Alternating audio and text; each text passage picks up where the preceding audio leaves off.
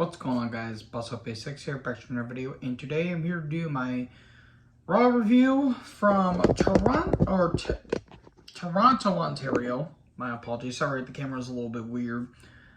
This show it's probably going to be the most talked about thing until probably Dynamite, because we have a return, we had a hell of a main event, we had a pretty solid card for the most part, and holy shit, the pops, goddamn, not the breakfast cereal and not my grandpa, though those things, my grandpa and pops are both badass, but I digress. With that being said, let me know in the comment section below what you guys thought about the show. We're on our way to Clash at the Castle, and there was some questionable booking here, I will say. So we kick right off into the action with Riddle and Rollins brawling backstage.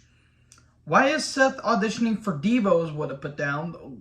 Riddle looked like he just came from the beach for some reason. I thought that was kind of funny.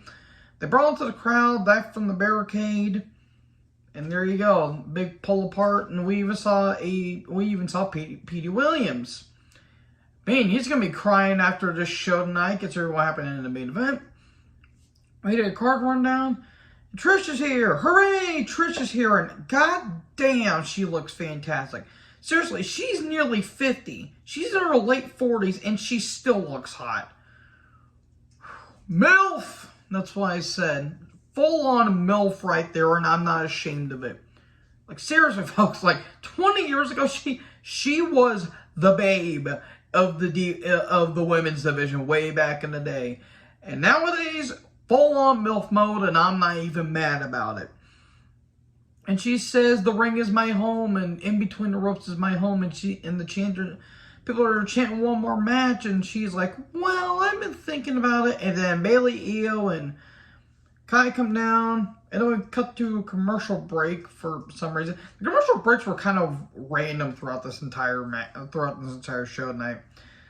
And Bayley and Io, and Dakota says, we don't like you. Io, could you say that loud in my face, please? I don't have issues. You have issues. Everyone looking great tonight. Bianca comes out, and she says, Bayley, you're not even the same stratosphere. Aha, I see what you did there. And Bayley, and she says, no Trish Stratus, no Bayley. I'm willing to bet all these women were fangirling the fuck out of this segment, because Trish, debatably the most influential women's wrestler of all time. A lot of people like to say Fabulous Moolah. No, she's not influential. She's influential for all the wrong reasons.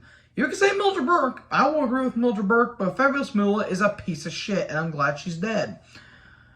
So, they're like, well, I don't know if you can count math, but there's two of us, and there's three of you and two of us. And Trish was like, well, you are right, Billy, but I didn't say we came alone. And Bianca says, well, Trish can defend herself. And she says, what is that about retirement?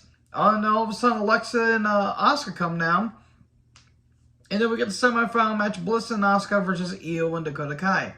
I will want to say one thing real quick. Unfortunately, Gigi Dolan, I think, suffered an injury, so her and JC Jane are out, and now it's going to be a fatal four-way second chance match. Whoever wins gets to face Raquel and Aaliyah. More on Aaliyah here in a little bit, but this tournament was fucking doomed from the start, and it's gotten worse. It's gotten so much worse. Whatever Gigi is suffering with, I hope she gets it through really quick and has a speedy recovery. So, this match certainly happened. I mean, it wasn't bad. It just, I'm sorry, Bliss, it's not believable with her. I gave her so many chances and all the stuff. I just couldn't get, I just don't get her anymore. Give us Asuka versus Io Sky at Mania for 30 minutes, and I'll fucking pay you for that. They didn't interact, which I did like. They did not interact once, so maybe they're setting up maybe more interactions down the line. Not those kind of interactions. I run a clean show here.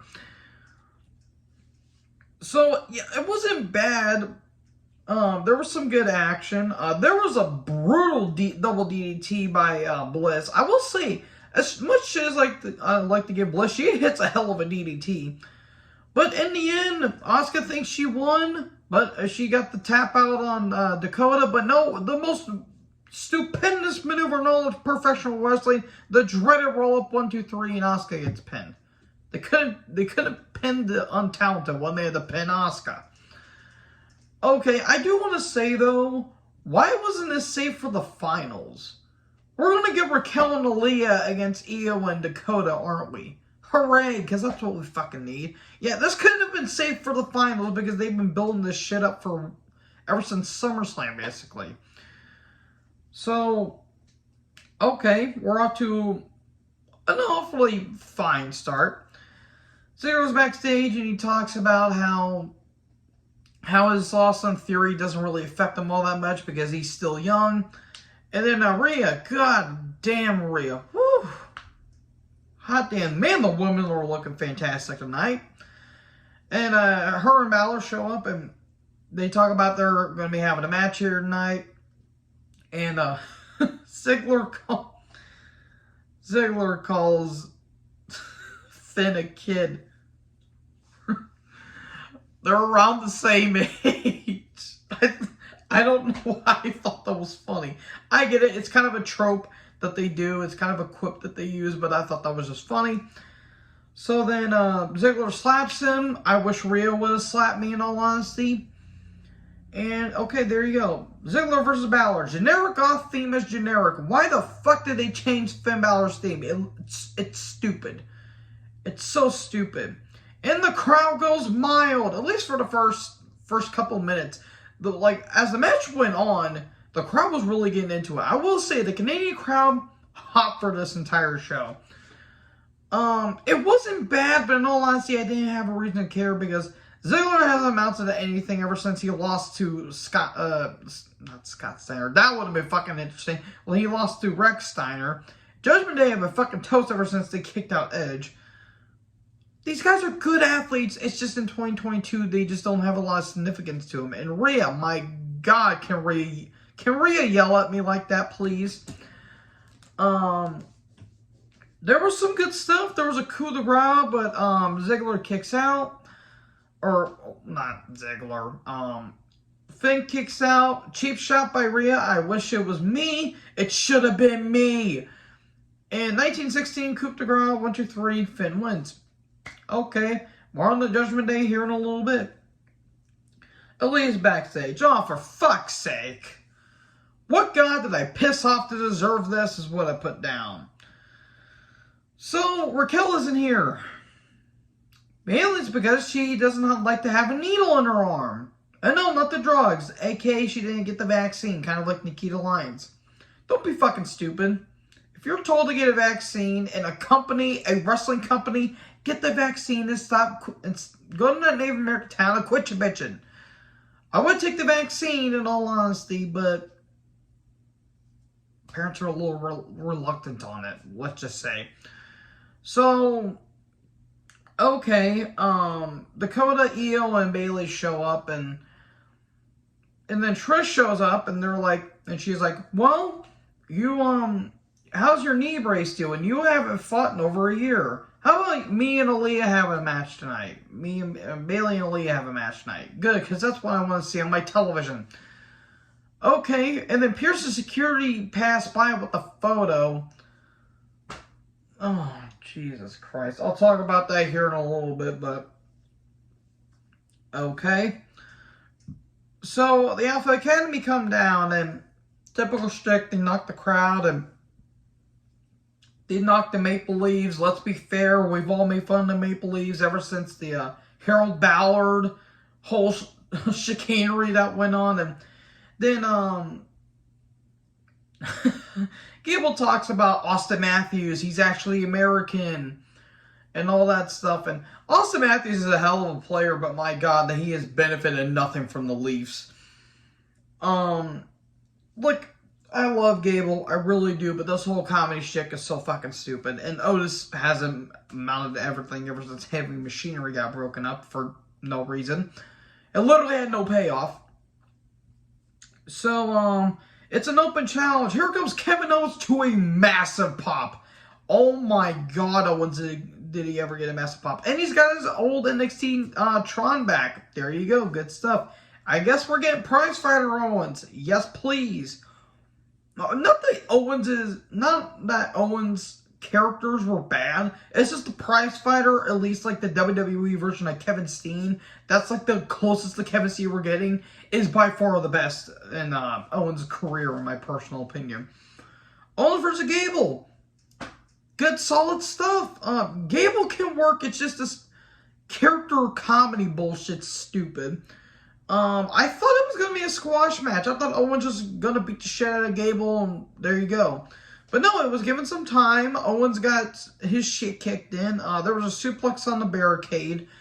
There was a back body drop and a German suplex on the apron. And at the end of the day, it spells in Y.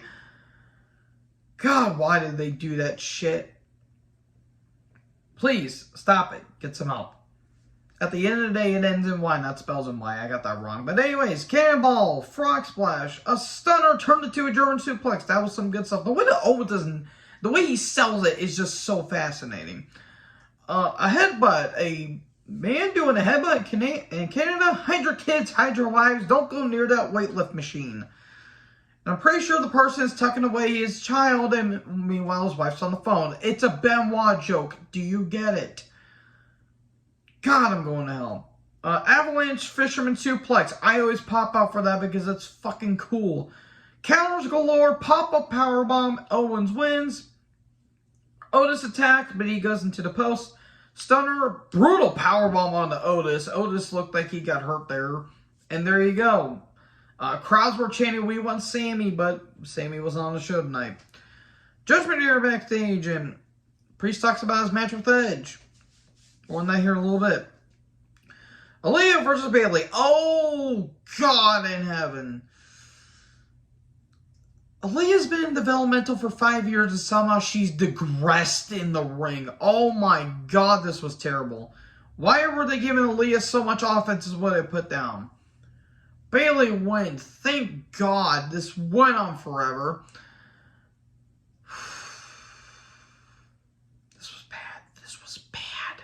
Really bad.